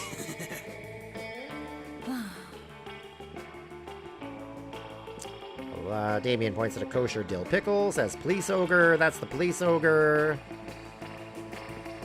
Can we blow him up? No, we can't blow him up. We need to find a way around him. Yellow will cut you in on the heist if you can solve the problem. Luckily, you're a heist mastermind. And luckily, I know the answer to this question. Rob the bank yourself and split the money with Vera. Quick as a flash. You get the money for Vera. Because we did this in our last playthrough, I know exactly the answer to give here. You nod sexily. Hey, where's my cut? I've got your cut right here, interloper. And she stabs Damien. Whew. Nice. All right, week 1 evening. Let's go to class. That day you listen to your elders and learn valuable lessons. Sometimes, after all the monster nonsense and the dating gimmicks, You forget that attending class is supposed to be the primary activity at this high school. You gain +2 smarts. Wow, there we go. So it seems that definitely going to different areas in the high school gives you more stats, apparently. So if you want to get a particular kind of stat, you have to go to a particular area of the high school. You see Miranda and Vera chatting away, their eyes gleaming the gleam of the scheming. Crowd Surfs isn't doing nearly as well as I thought it would. Oh, if it isn't Yellow. Greetings, fellow classmate. Would you like to be a customer? Once upon a time, surfs were only for the rich and fabulous. Like Vera and myself. Oh, she's singing away. Oh, that's funny, like the Little Mermaid was a singer. But now, thanks to our app Crowd Surfs, you too can have your very own crowd-funded surf. The app is being generously funded by my royal family, who wish for everyone to experience the joys of royalty. And get richer off of it. Yes, Ariel. I think our business might be failing because the surfs are simply not of high enough quality to maintain customer interest. The surfs need to have more enthusiasm for their jobs. We need to recruit from the right locations. Don't be absurd. If there's one thing being royalty has taught me, and there's definitely more than one, it's that you can trick anyone into doing anything as long as you give them the right incentives. But why not start with the easily manipulated in the first place? Yellow, what do you think? Vera's right. Why not recruit people who want to be bossed around at a leather daddy convention? Or Miranda has a point. Everyone wants to win. Host an unpaid labor competition where the prize is doing more unpaid labor. Well, we're trying to get Vera, so we'll have to go for the leather daddy convention. Not bad. Ooh, I like that quite a bit. Excuse me, but if there were conventions for daddies, I am quite sure I would know about them. My father is one of the most powerful dads I know, so if he was not invited, just stop there, Miranda. Trust me. How does this sound? Free lifetime of submission, dirty talk guaranteed, dress code, come as you are. Vera, with the help of a confused Miranda, goes to the next leather daddy convention in town. The next time you see Vera and Miranda, they seem much, much happier. These serfs we recruited are so enthusiastic to serve. Almost inexplicably so. And as an unexpected fringe benefit, all the serfs keep trying to one-up each other's uniforms. So I created a line of latex and leatherware that's making almost as much as crowd surfs in the first place. That has been quite pleasing. It's a win-win-win situation. And don't worry, Yellow, I won't ask how you know so much about the fetish community. Yay, siding with Vera always makes her happy, and to show her appreciation, she gives you +2 money she earned, and you gain +1 smarts. Nice. So smarts and money seem to be the thing for Vera. Week 2 morning. Okay, I know a little better now how to play this game, now that we've done the first playthrough. Okay, let's go to the library. That day you spend time on the library's PCs, playing some good old online poker. Gambling, yeah. Who cares? It paid off. I gained +2 money. Later you see Vera cackling to herself in the hallway, which is whatever, but you might as well find out why. Just practicing my prom queen acceptance speech in my mind. It's not like the title bears any meaning whatsoever, of course, and I really do consider the whole thing way beneath me. However, considering how much meaning other girls put on it, I can't risk some uppity bitch thinking she's better than I am. Plus, it's not bad branding either. I could see using a victory to start a line of successful prom queen accessories, guaranteed to get you the win. Perfect prom shoes, the right makeup, fancy knives to take out your opponents. Speaking of which, I assume this goes without saying, but I'm not leaving anything to chance. I'll be doing a blood ritual to ensure my win. I still haven't found the exact details yet, but I'm optimistic that at least some of the items will be found in the shop. So yeah, so this is the mistake I made last time. I bought something before knowing what I needed to buy to get the monster that I wanted to date, so Now I'm waiting to find out what Vera wants, and then going to find the answer. The only question is where exactly I can find the details for a proper blood ritual. With the Coven? Why don't we ask the Coven? They're witches. They should know all about blood magic. Literally, just search the internet. Like, that's literally what it's there for. Let's ask the Coven. Of course. Oh, that was not good. I knew those basic bitches would come in handy one day. Actually, I really didn't. I always thought they were pretty useless.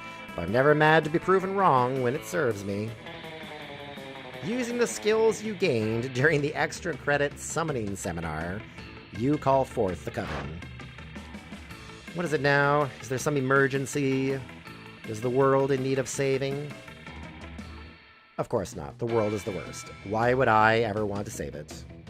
No, I just want to be prom queen, and I need some blood magic to guarantee my victory, and I figured you three could do something productive for once. Under no circumstances will we be revealing any magical secrets to help a petty little brat become prom queen. I genuinely cannot think of a more frivolous use of blood magic than this egotistical little side quest.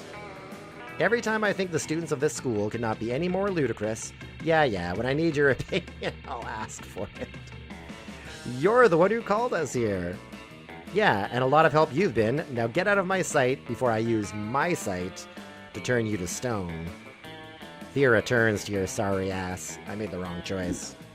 Hi, that includes you, useless. I'll find the ingredients myself. Thanks for nothing. That doesn't mean we messed it up, did we? Yeah, useless. You lose -2 smarts and -1 charm. What? Do I have no hope of dating Vera now? All right. Because I couldn't find the blood ritual? Oh, there's gotta be another way. Let's have lunch with her again to see if we can do it. You approach Liam and Vera's table to find them thoughtfully tasting several glasses of wine. This school has literally no rules, apparently. Ah, wine, that most exclusive of beverages. Even a vampire such as myself cannot resist its class and allure. Now that's kind of funny because a famous line from Bram Stoker's Dracula, that Gary Oldman played Dracula in, was he says, I do not drink wine. Do you know a lot about wine then? I'm having dinner with the King of France next week, and I could use some pointers. France doesn't have a king anymore. That's what the media wants you to think. So do you know about wine or not? Alas, my centuries of living, I have only learned how to look good holding wine, not how to evaluate it. All I know is that I'm not drinking another glass of that one. Vera points at a bottle with Polly's toilet wine written on it in permanent marker.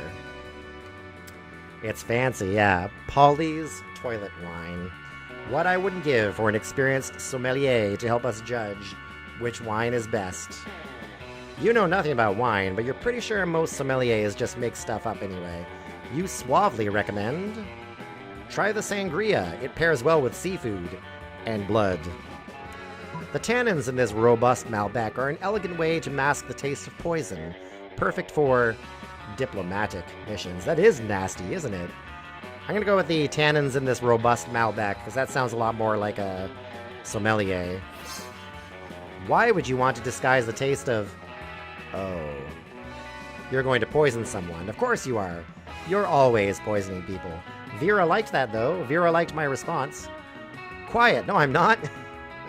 People in no way directly associated with me are always poisoning people. And soon they will strike again. France has suffered under its unjust king for too long. Plus, he called me fat at a party once when I was 11. Who is this king you keep talking about? I'm telling you, France doesn't have a king anymore. Soon, Liam. Soon. Vera's so thankful to you for solving her assassination problem, she lets you braid her snakes. You get bit a few times, but it's so, so worth it. Amazing. All right, let's go to the gym. That day, an epic dodgeball match takes place. Everything seems lost, but you deliver an inspirational speech. Spectacular comeback. You're a natural born leader. You gain +2 charm. Okay. Without warning, Vera pulls you aside and hisses in your ear. Oh my god. The stalker's back. You follow her pointed finger and see a guy dressed in a white toga and winged sandals facing away from you. He looks like a creep. He's been following me everywhere. He thinks I don't notice him checking me out in that mirrored shield he has. So I think the story is that Perseus, in Greek mythology, Perseus uses a mirrored shield to kill the Gorgon. It was kind of popularized in the movie Clash of the Titans back in the 80s. That's funny. He thinks I don't notice him, but I totally do. Ugh, it's such a chore being this beautiful all the time. How am I ever going to get rid of him? Threaten to feed a damsel to a sea monster. That'll distract him. He looks Greek. Why not bribe Zeus, king of the gods? Threaten to feed a damsel to a sea monster is actually... yeah, Deanna. I think it's, what's her name? Not Cleopatra. Perseus's love is going to be sacrificed to the Kraken. So that actually is a Perseus thing. I'm tempted to go with that, just to see what happens. Oh, she didn't like that. Excuse me? You want me to get rid of my stalker? What? By giving him another girl to stalk? Are you out of your mind? I will not stand for another girl having more stalkers than me. It's just not right. I'm the hottest. He stalks me or he stalks no one. Got it? Vera stalks off, stalked by her stalker. You were just trying to be helpful, but you lose -2 charm and -1 creativity. Oh no. Guys, we are not doing well at Monster Prom. We are not doing well at this game. Let's go to the bathrooms. That day you skip class and just hang out in the bathrooms because you respect no authority. Some people just want to watch the world burn by skipping class. We already read this. We gain +2 boldness. Afterwards, you discover you've been poisoned and only Vera has the antidote. She does this all the time. It's how she invites you to hang out. Hey there. There you are. Thank you so much for coming. I'm embarking on a new criminal enterprise, and I need a consigliere. Nice. It's a mafia term. The idea is simple yet brilliant. Think Uber, but for killing people. I call it murder. Clever. But it turns out the market is flooded with assassination apps. Assassination apps and blood. I need a way to get ahead of the pack, and since you're such a good advisor... differentiate yourself by being the only service that offers free-range organic murders, or viral marketing, literally. Tailor a highly contagious virus to make people love murder. The virus one, that seems more like what Vera would be into, so I'm gonna choose that one. She likes it. You can do that? Great! You can use my private chemical weapons laboratory. And so... This is working better than I ever could have imagined. Demand for murder has gone through the roof since you released that virus. Sure, the side effects include vomiting, bloody tears, male lactation, cobra feet, time dilation, rigor mortis, rectal teeth, oh, renegade spleen, microaggressions, sudden tattoos, hair trauma, liquefaction, and coughing. But it's well worth it for the profits I'm raking in. Plus, I'm making a literal killing selling people the antidote for all those side effects. It's not actually an antidote, though. It's actually just heroin. Same difference. Did you know they used to give heroin to babies as a cough suppressant? Yeah, the real world is exactly as amoral as this video game. But whatever, you gain +2 creativity and +1 money. Nice. Week 3. All right. Alright, let's go sit with Vera and Miranda. You arrive at your chosen table to find Miranda folding napkins at Vera. Do you want to know what this one is for, Vera? No. I'll take that as a yes. The rose-shaped napkin fold is for birthdays between the ages of 16 and 22. Sounds good, Deanna? Miranda's hands move fast as lightning, turning the rose into a gorgeous white swan. By contrast, this swan folding is for first weddings, third weddings, and swan giveaways. As a fashion enthusiast, I have never been so bored by a piece of fabric. Oh, and this black swan folding is for weddings where you plan to brutally murder all the guests. Not very popular, the black swan folding. Okay, that's sort of cool, but I'm still aggressively uninterested. You happen to have some napkin folding skills yourself. Maybe you can spice up this interaction. You decide to show off your most impressive napkin fold. If you fold the napkin like so, it creates a self-aware napkin whose sole purpose is to fold more napkins.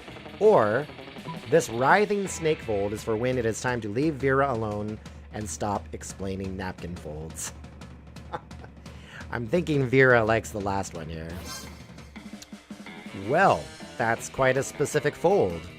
Under what circumstances would one use... Oh, I see. Damn right you see.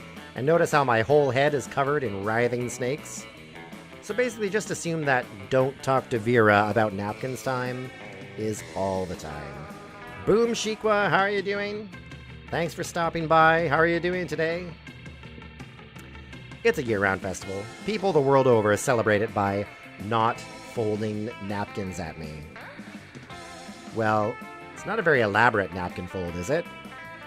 You explain that what your fold lacks in complexity it makes up for with the 12 ounces of cobra venom it can spit at will. I'm glad you're doing well, Boom Shikwa. I'm glad to hear that. No problem, Boom Shikwa. You should get to your homework for sure. Thanks for stopping by. Right. Well, I see we subscribe to different schools of napkinry. I'll leave you two to it then. See ya, Boom Shikwa. Your reward for running Miranda off is a one-on-one lunch with Vera. You've never felt so alive. Okay, we got a little more affection with Vera there. We're getting there, I hope. All right. Alright, let's go back to the auditorium. That day while rehearsing for the class play, you can't help but feel you're not as good as the role requires you to be. There doesn't seem to be any ordinary way of getting yourself there, but there might be an extraordinary way. You summon the devil, one of many, and make a deal to enhance your creativity just a bit. You gain +2 creativity.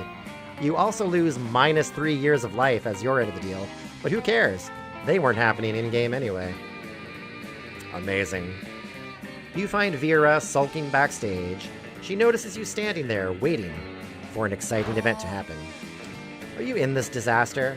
I hope they're at least paying you. Not you either? Lord, what a waste of a financial opportunity. I have to admit, even I can't decide how to profit on it. The school won't sign off on a VIP lounge, a cash bar, or a toll booth in front of the bathrooms. It's almost as if theater isn't an incredibly lucrative industry after all, but that's preposterous. There must be a way. Bets. Very rigged bets. The hero goes down in the second act. Or, just buy the play out and force them to use product placement.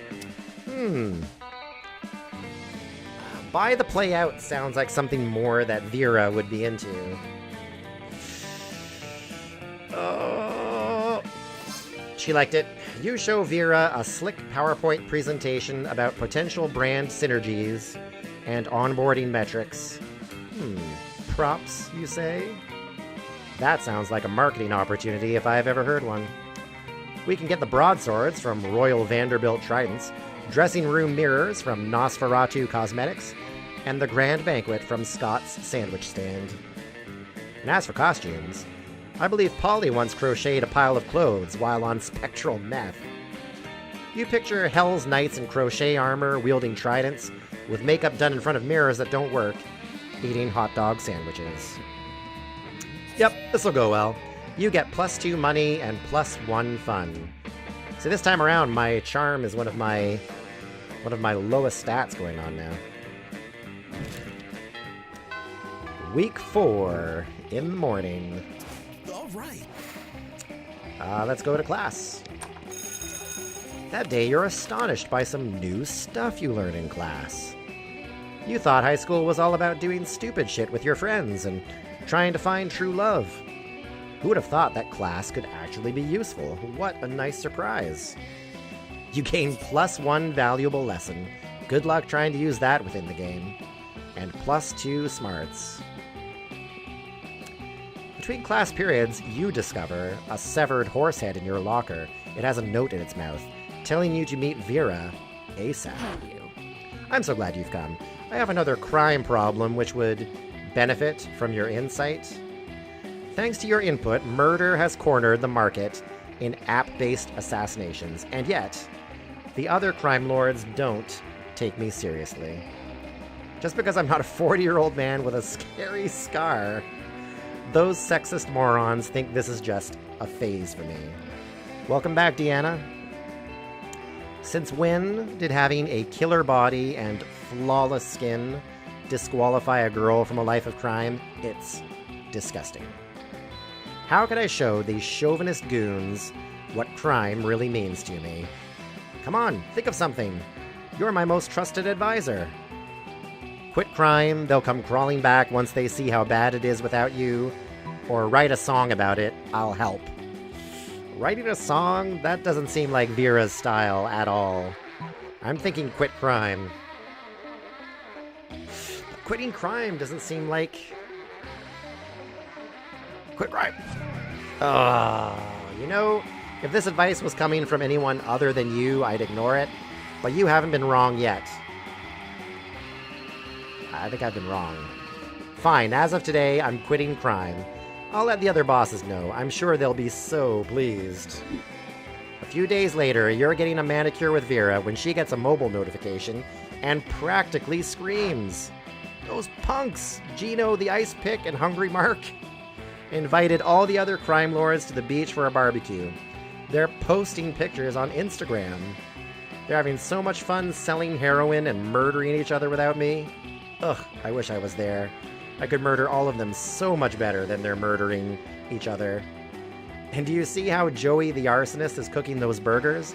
They're not even close to rare. They're lost without me, and they don't even know it.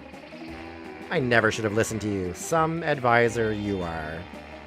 Vera doesn't leave any more horse heads in your locker. You'd think that would be a good thing, but it's symbolic of a loss of trust between you. Man, you lose -2 fun and -1 charm. Man, I suck at this game. Suck at it. I do have to go sit in a corner. I'm bad at this game. Okay, let's go sit with Vera and Miranda again. Vera's about to lift a glass of scotch to her immaculately painted lips. You can drink whatever at this school, apparently. When Miranda screams, "Stop! Don't drink that!" What? Why not? This scotch costs more than most cars. Has your taster tried it yet? What taster? You don't have a taster? What if your drink is poisoned by someone jealous of your good looks and royal title? Listen, Mary, I only drink 4 things. Scotch, red wine, the tears of my enemies, and straight-up poison. You drink poison on purpose? Miranda, my hair is venomous snakes. You think poison actually harms me? Well, you should still have a taster. What if someone puts really spicy hot sauce in your drink, or poison? Ugh, what do I have to do to get you to drop this? Simple, hire a taster. Fine, any volunteers? This might just be the big break you've been looking for. You raise your hand, and when Vera picks you, you drink all her scotch, enraging Vera and delighting Miranda, or pretend to be poisoned, terrifying Miranda, and amusing Vera. We're gonna pretend to be poisoned. You shoot Vera a wink, take the tiniest sip of her scotch, and then... No, stop vomiting! How will you be able to taste for poison if you're too busy foaming at the mouth and vomiting? You fool, he is poisoned. Run and tell the authorities before this poor sap's face melts off or something. Oh dear, oh my, I'm no good in crisis situations. Curse my uniformly pleasant childhood. Miranda faints with the utmost drama. If there's one thing princesses are good at, it's fainting. That was hilarious. I should put poison in my scotch more often. You can stop vomiting now, by the way. She passed out. Oh, do you need the antidote? Alright, here you go. I guess I should have let you know the scotch was actually poisoned. Oh well, how about we get ice cream to make up for it? Your stomach's still too weak for ice cream, but you're never too sick to spend some quality time with Vera. Never too sick for quality time with Vera. All right. All right, let's go to the library. That day you spend time on the library's PCs, managing your start kicker, deceive lots of people, and gain 2 money. Nice. Later, you, Vera, and Miranda meet to prepare your case for your ruthless rhetoric class. That was funny, wasn't it, Deanna? Your scenario for the week: monsters finally rule the world, but puny humans still demand equal rights. How will you deal with such audacity? 14-hour workday, media censorship, start a fictional war. You want to build that castle in the game? Oh, the castle from Monster Prom here? Ugh, that sounds like so much work. Can't we just throw money at them? Oh, or cake. I heard if you let them eat cake, they calm down. She heard that, did she? What about you? Do you have any ideas? You're not one of those group members who just lets everyone else do the work, are you? Just remember the 3 R's. Relocation, re-education, reintegration. Or the problem is that they're not happy, so let's repress them into happiness. I feel like that's the answer Miranda would like. This one's probably more Vera's deal. Oh! You explain your new transmedia project aimed at humans. You call it televised reality. To numb their minds, you will bombard the humans with meaningless videos of celebrities and their worthless conflicts. You know we already have that, right? It's practically the only thing humans watch. Yes, I've seen it. The baby bachelor who wants to marry a box of apples, a literal tank of sharks. Such vulgar diversions. Besides, who even watches television anymore? Cavemen? The elderly? Ugh. What, have you been living in a hole for the past decade? A hole without Wi-Fi? You lose -2 fun and -1 smarts. Wow, my fun is only 2. Crazy. Guys, I don't think I'm going to the prom with Vera. I don't think it's gonna happen. Let's go outdoors. That day during recess, you start a rave. You have no idea how it escalates so much. Someone summons demons. You gain +2 fun. You're all set to enjoy some fun when all of a sudden, the sun disappears. You don't mind too much, the darkness suits you, but Polly and Vera are pissed. Who extinguished the sun, and why didn't they ask my permission first? Yeah, we already have like 10 hours of night every night. We don't need night during the day. Oh yes, please excuse us. Sorry for the inconvenience. A solar behemoth is threatening to eat every baby in the world. So we've caused a solar eclipse, you know, in order to defeat it. It's all very technical and magical. No need to hurt your heads thinking about it. It'll be over soon. I'll hurt your heads thinking about it. Free period will be over soon, and then how will I sunbathe? The ghost. Sunbathe. God, you guys are so selfish. This is unacceptable. Move the moon away from the sun this instant, or I'll find someone who can.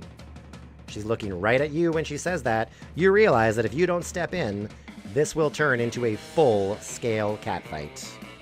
So you roll up your sleeves and bribe your contacts in military intelligence to make a hole through the moon. Offer the solar behemoth half the 12-year-olds in the world instead. They're bigger and less cute. I think bribe your contacts would probably be something Vera would like. So, Huttch, this isn't going well. I know it's not going well. I'm such a bad monster in Monster Prom. There we go. Through careful application of illicit funds, you convince some very important people to nuke the crap out of the moon. It goes from a solid ball of boring gray rock to a cool stone donut in minutes. The sun streams down through the hole in the moon, bright as day, which it is. Yes! Now I can get my tan on. I mean, I can't really get a tan because I'm a ghost, but that's not the point. Yes, well done. I admire your connections, your funding, and your total disregard for the moon. You fools, you've doomed us! Now how will we stop the solar behemoth? Try screaming about it more, maybe that will help. It doesn't, but you don't care. You're too busy receiving a Nobel Prize for instigating mass nuclear disarmament. You gain +2 boldness and +1 charm. Well, that was a little better, Huttch. That was a little better, better done. All right. All right, let's go talk to Vera and Damien. You find Vera sitting in front of a pile of money instead of food, as usual. Damien comes over and drops his own money pile on the table, and also some organs. Oh, not bad. Not bad. But I prefer to exert a little less effort for my income. A dejected swamp creature slumps over to the table and adds some money to Vera's pile. Income? You mean this stuff? This is just what people throw at me to get me to stop punching them. And this is what people throw at me to keep me from revealing what kind of porn they're into. But I agree, the money is only secondary. The frowns on their faces are their own reward. Still, I'm always looking to improve efficiency. Have you tried developing business contacts in hell? Your victims will be even more terrified if they know death won't save them. Yeah, but that doesn't work on the undead. For those, you need a priest. Priest? You know how my family feels about priests. Ugh, I'm sick of terrorizing people one at a time. There's gotta be a way to terrorize everybody in the cafeteria at once. And make money at the same time. I'm sure there is. That is, after all, the essence of capitalism. Set the building on fire and charge an exit fee? Trick everyone in the cafeteria into having an orgy, then film it. Blackmail in bulk. I think the blackmail is what Vera's more into. Yep, she liked that. Simple, elegant, raunchy. I like your style. But how are you going to trick a whole room of people into having an orgy? Don't tell me you don't know how to do that. Who doesn't? Is this something you do all the time? Is this something you don't do all the time? I thought you were a Prince of Hell. Yeah, but I'm Prince of the Bernie part of not the sexy part of Hell. That explains it. Well, to answer your question, this is a room full of high schoolers. A slight breeze could instigate an orgy. Although the succubus sauce I snuck into the sloppy joes won't hurt either. It certainly doesn't. You, Vera, and Damien retreat to a safe distance to film the sexy carnage and avoid the fluids. Ew.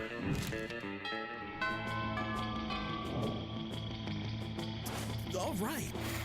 All right, let's go to the gym. Gym? Yeah, gym. Epic dodgeball match. But the match isn't as important as the human interactions within it. You're at your peak. That's nasty. You're at your peak when you decide to go for the overkill and wink at one of your teammates. He's totally mesmerized. It's the most epic wink ever. Damn, you know how to win over people's hearts. You gain +2 charm. During the next match, your team is struggling, and one of your teammates is distracted with some other shit. Guess which one? Polly, are you just scrolling through dick pics on Vampire? No, Vera, I'm totally participating and engaging in physical activity. I just love gym class. Come on, Polly, do you really want the shame of losing to Liam? He's been doing organic blood shots out of a rabbit skull in between rounds. And Damien's going to shove it in our faces. I hate when Damien tries to shove anything in my face. Phrasing. Look, I like winning as much as the next monster, but why is dodgeball apparently the only sport we ever play at this school?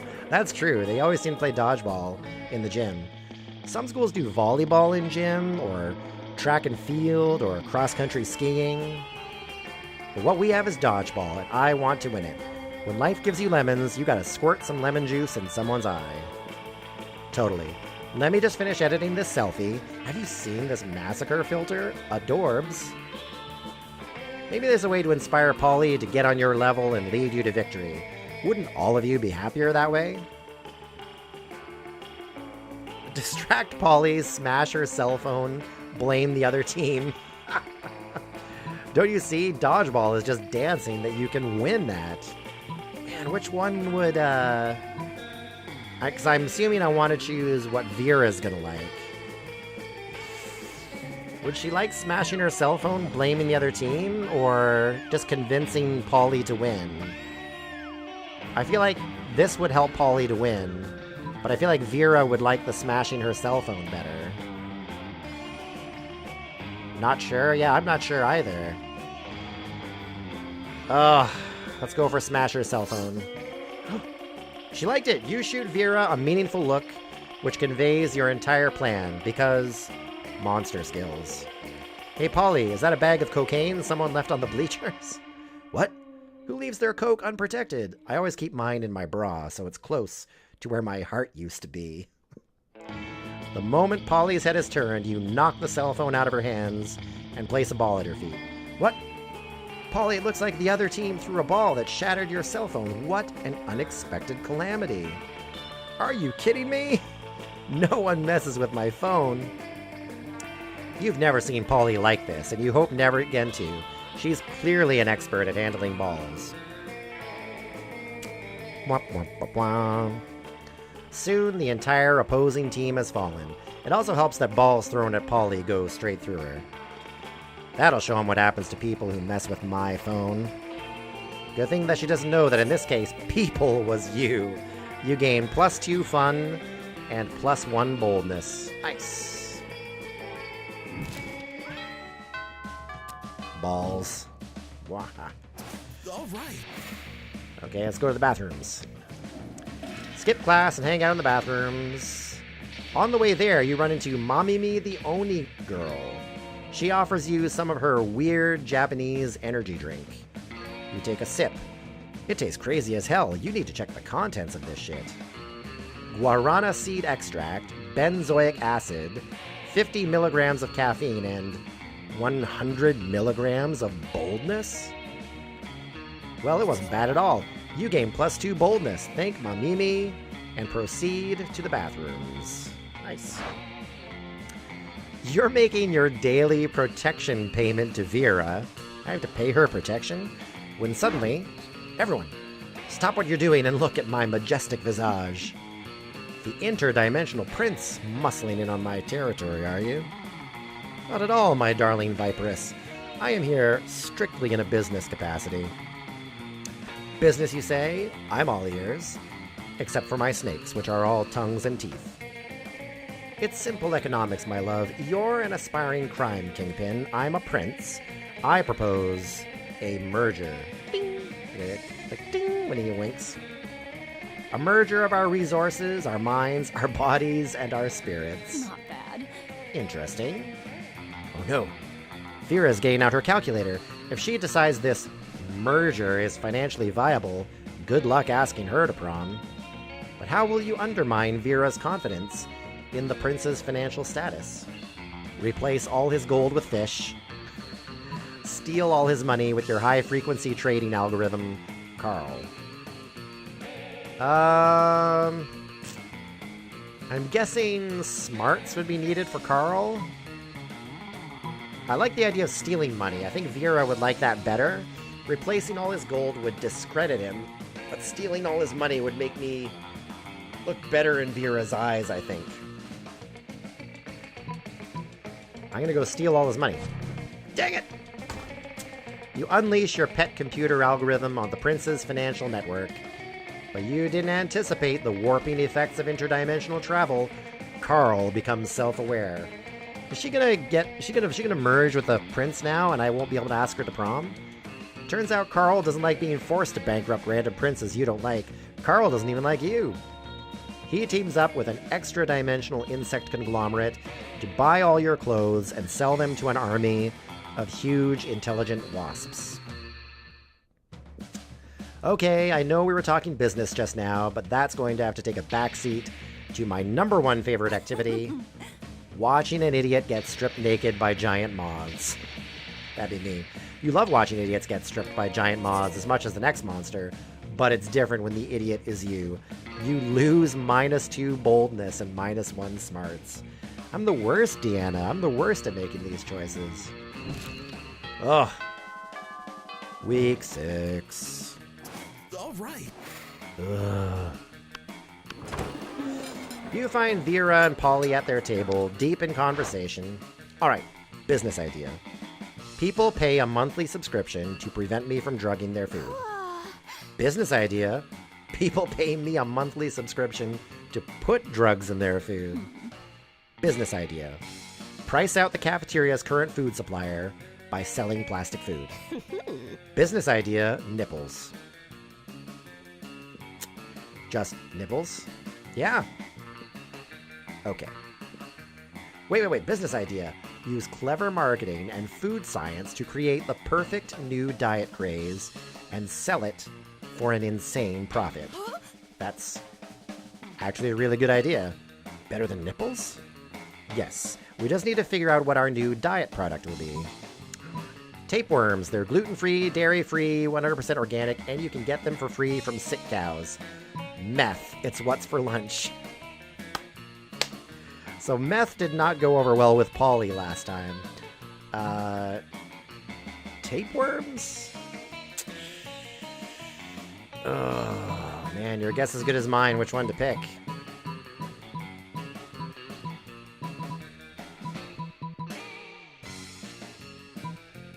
What sounds good?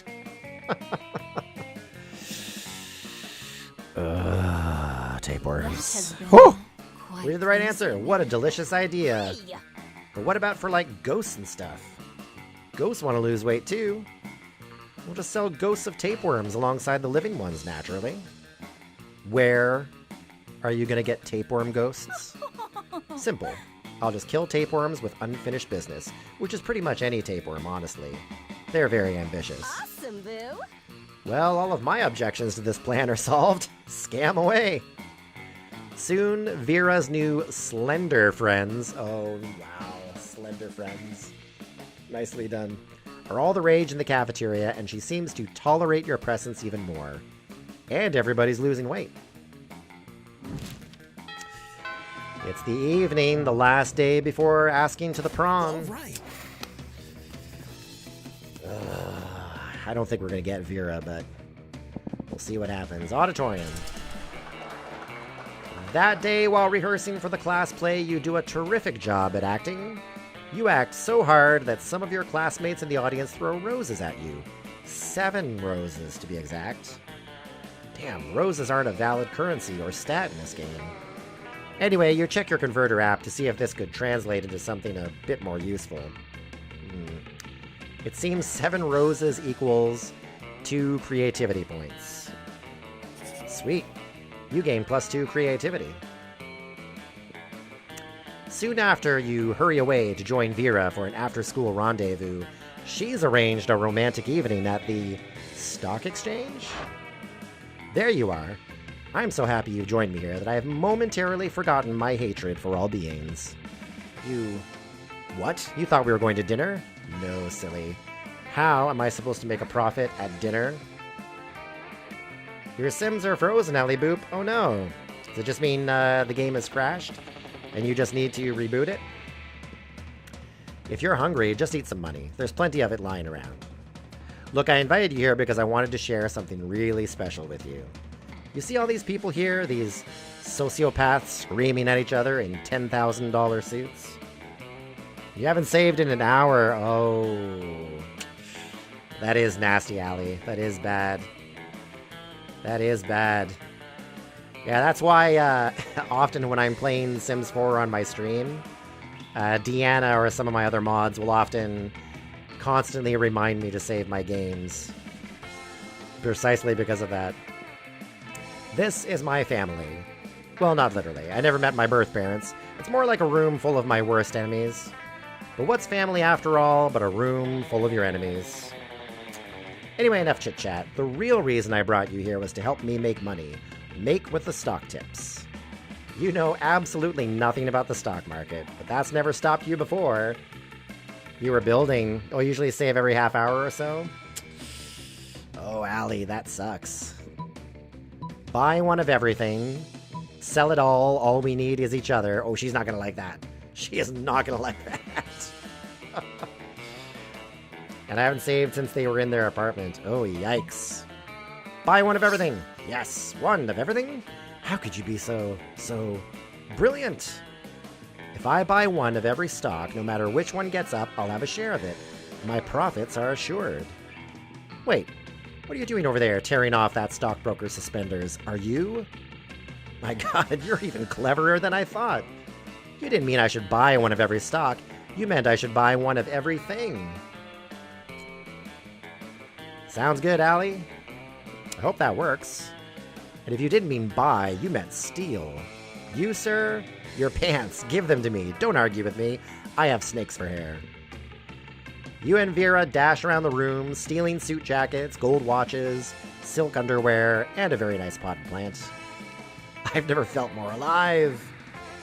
Did you know that 90% of paper money contains traces of cocaine? There was more than money in that money salad you guys just ate. You gained +2 creativity and +1 money. Moment of truth.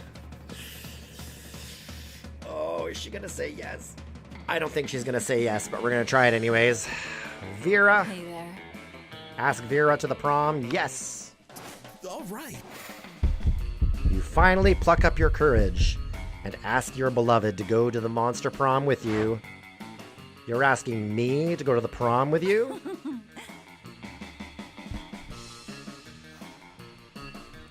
What a shortcut to Lame Town. No! Reopening a MySpace account would be less harmful to my popularity than dating you.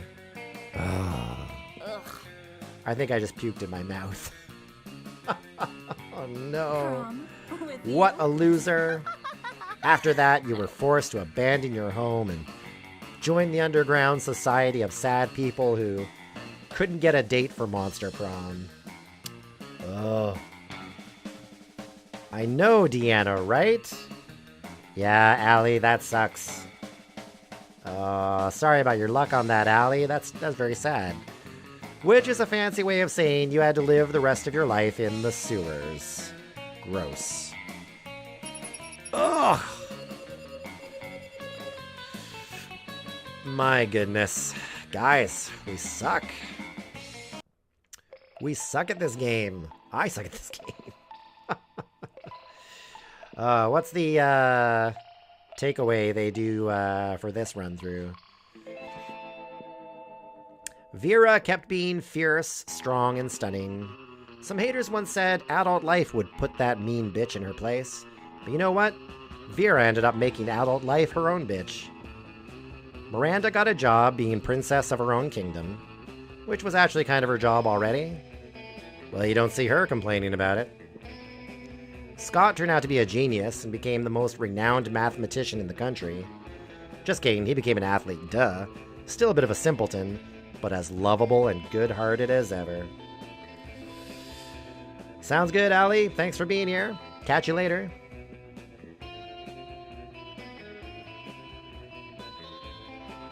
And then all the same dialogue we had before. Oh! And guys, we failed at Polly and we failed at Vera.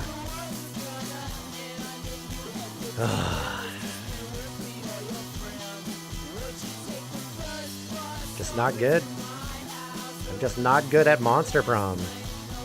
Aw, shucks is right. Ugh. Oh well. Oh well. Not the end of the world. Oh, but it was fun. I did enjoy this game. It's a cute game. It's very cleverly written.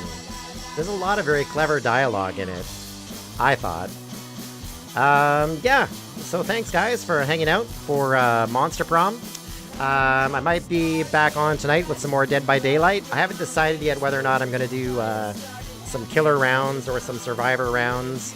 But I'll definitely be back on tonight with some more gameplay. But yeah, Deanna, you're welcome. Thank you for being here and for hanging out. Hope you guys have a good dinner hour, and if we can catch you again later tonight to play again, that'd be great. Otherwise, we will talk to you again soon. See ya. Thank you for the coffee and bagels, Deanna. We'll see you.